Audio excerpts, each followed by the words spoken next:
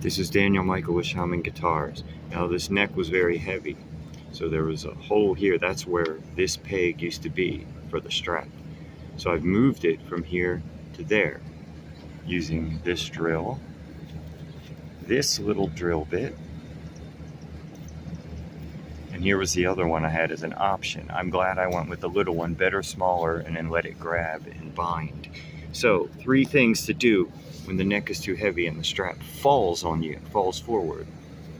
One is I've been making the neck thinner. I'm not quite done yet.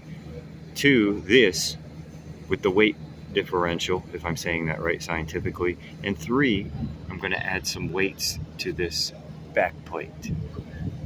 On the inside of that back plate, it'll just make it a little bit of weight in the back. This bass is super light and the neck was super heavy.